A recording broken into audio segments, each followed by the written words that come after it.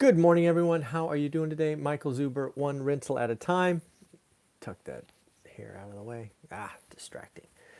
Anyways, one more time. Michael Zuber, one rental at a time. How are you doing this morning? December 11th, Saturday, December 11th. You know what that means if you are a returning viewer to the channel. At 8 a.m. or 30 minutes from now, I will be going live for 60 minutes of your questions and my answers. Second, I want to let you know that we have a follower, a subscriber, and a student of mine who graciously bought 10 book sets. Bought 10 book sets, 10 of One Rental at a Time, and 10 Conversations with Real Estate Millionaires. His intention was to give them away as just a way to create some good karma. We've given away 4 copies already. What I'm going to do is I'm going to give 3 copies to Dion and 3 copies to Matt, the Lumberjack Landlord. And this is what I am asking. You need to tune into their live streams. Matt will go live tomorrow at 8:30 a.m. Pacific. And what I would like you to do is tune in to his live stream and leave comments and whatnot. We will let Matt pick who gets 3 of the books. And then Tuesday, tune in at 4 p.m. Pacific for Dion from Dion Talks live stream. And again, Dion will select those 3 additional folks. This individual wanted to remain anonymous, but we are going to call him Joe. Joe, you know who you are. Thank you for what you've done. We are going to be giving away the last 6 books via Matt and Dion during their live stream. So thank you for that. You have created some great good karma, and I appreciate the notes that you sent along saying how you wanted to do that. So good on you, Joe. Congratulations. Next up, we got 7 more people to congratulate, folks. 7 more people are doing the work in getting their deals, so let's do this quickly. John, congratulations. Martha, congratulations. Martha, you actually get 2. Congratulations for getting double, Martha. Ruben, congratulations. Jerry, congratulations. Brian, congratulations. And Jason, congratulations. Folks, if you don't know what this is a challenge. I'm trying to figure out, is one rental at a time making a difference? We are trying to see if people are doing the work, getting great deals. And if you do, I will send you that card and we will count you in this contest. This contest runs through the end of May 2022. And we are, we are going to blow that number away. We're going to give a lot of money away. We're going to dye my hair purple. We're going to go crazy. But remember, our true goal is to help 1 million people. It's a lifetime goal. And the only way we are going to get there is, you close your deals, you celebrate, you take selfies, you encourage others to follow one rental at a time and do the work. So again, it's the network effect. And I am counting on you to help me get there. Yes. And folks, you can get all these books on Amazon, Audible, whatever you would like. So again, thank you, Joe, for buying some books and giving them away. Dion, you get 3. Matt, you get 3. Have some fun. So next week, the week ahead, it is all going to be about Wednesday. Wednesday. We basically find out, is the Fed going to be friend or foe of investors? We are going to find out, has Jerome Powell and the Fed become Paul Volcker, right? Are they going to go super hawkish, right? We are going to find out. And what we will be looking for Wednesday afternoon is how fast the taper is going. Are they now acknowledging that rate hikes may occur in 2022? Remember, Jerome Powell has up until recently said nothing till 2023. We on this channel have said that was wrong. And thankfully, we've been saying that was wrong for a year. That's the beauty of doing daily shows. You can go back and see it. And a lot of you watching this have heard me say for a long time, summer of 2022, June or July. Looks like we're going to nail another thing. So that is cool. The other thing to talk about is inflation, right? I've dug into the inflation details more, and it is hitting everything that we need every day. The Fed had a story of transitory when it was used cars, airline tickets, those kind of one-off things. But you and I have known for at least a year it wasn't transitory, because you and I, at one rental at a time, were seeing it impact our renters, impacting the asset prices. We have been seeing that. So now it is impacting food. It is impacting fuel. It is impacting housing. And I would argue that housing is still remarkably underreported. Rent equivalent is supposed to be 30%, about 28% of CPI, and it is still reporting only 3% year-on-year growth. That is so far under reality, it is comical. Yeah, we've got some more pain ahead. So again, for me, as I've been saying for a long time, the Fed is going to accelerate the taper. They're going to double, perhaps triple the taper, right? From 5 to 10 billion to potentially 15 to 30 billion. They want to get this done, I'm going to guess, by April, which is months early. And we are going to see Fed rate hikes June, July, as I indicated. And again, I believe the first move is 0.5 point. These are things I have believed for months, and I'm starting to feel better and better about that call. So pretty cool. As for earnings next week, we have a few that I'm looking for. First one that I'm looking at is Wednesday. It comes out is Lennar. We saw Toll Brothers last week.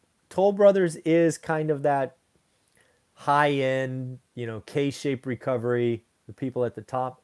Lennar is very much more first-time home buyers. They certainly have some luxury product, but they're far more first-time home owners. So I'm going to be curious for how many deliveries and how big their backlog is. This is what I'll be looking for. Thursday's got some interesting ones. We have Accenture, Adobe, and FedEx. FedEx is, how are they doing with inflation, right? Fuel cost, wages, things of that nature. Adobe, are we going to continually see cloud-based software stocks hurt, or do they buck the trend? And then Accenture. Accenture is kind of the IBM of the service game, right? They have the biggest contracts, right? Are people working more or less? Accenture's going to be a little nervous about Accenture's earnings, but we shall see.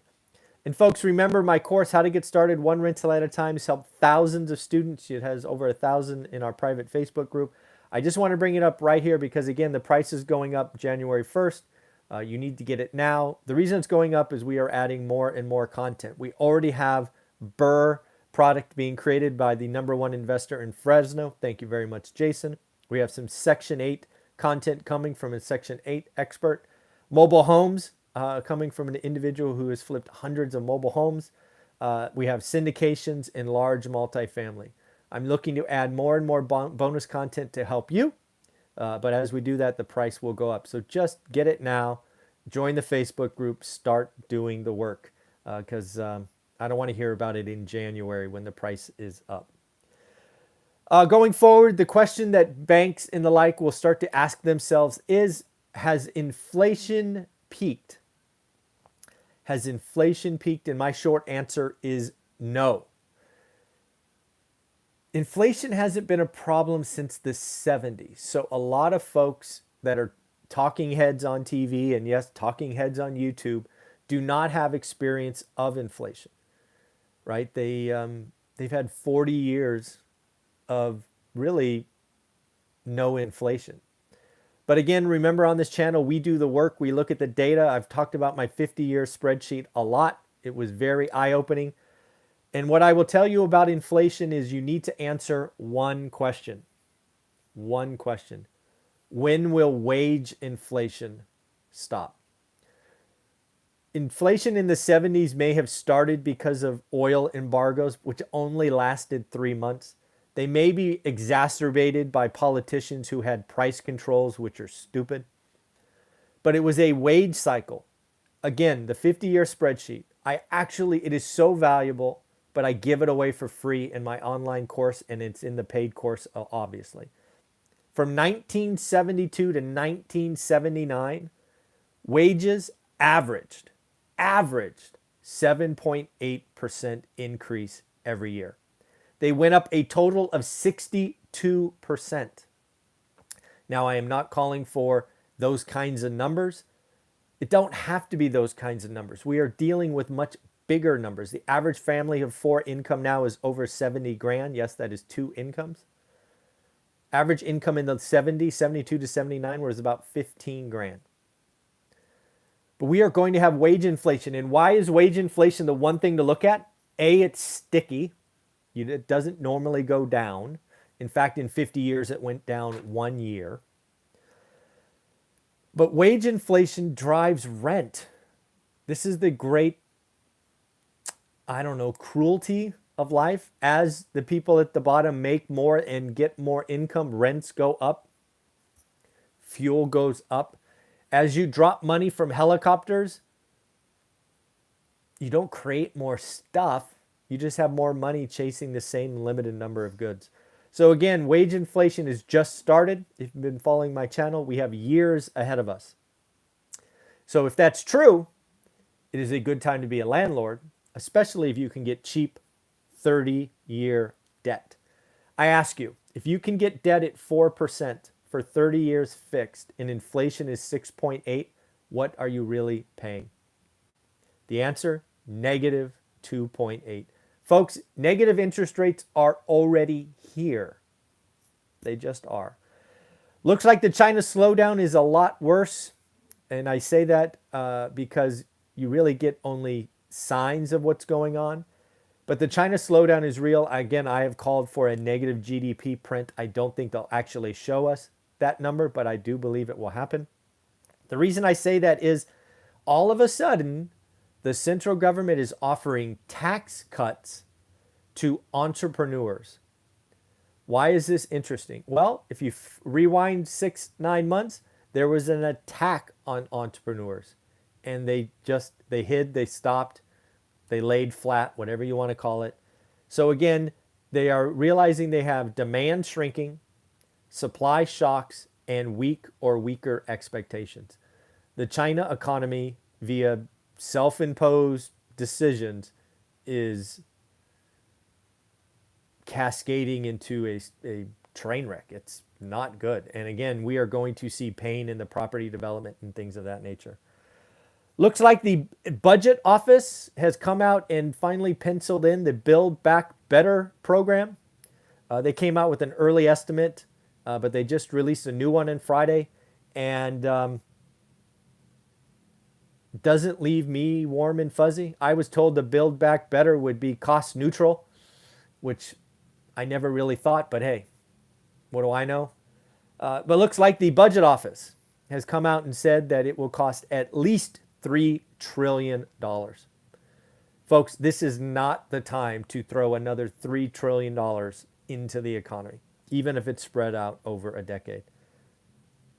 Have we not learned our lesson that raining money down from helicopters is not the way to calm inflation? Yeah.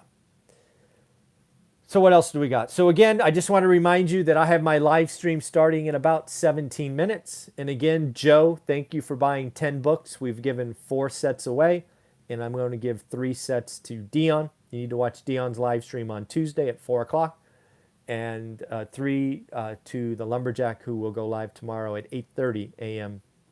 Pacific. So guys, have fun. Enjoy. Dion, Matt, let me know who gets the books. We will send them off. I have them right over here. They've already been, little notes already been added to them. So have a wonderful day, everyone. Take care of yourself. Remember, it's Saturday. Every day is Saturday. Have some fun. Do the work. And again, congratulations to everybody doing deals. The notes that I get are awesome. And we are going to help 1 million people, but I'm going to need your help. Take care. Bye-bye.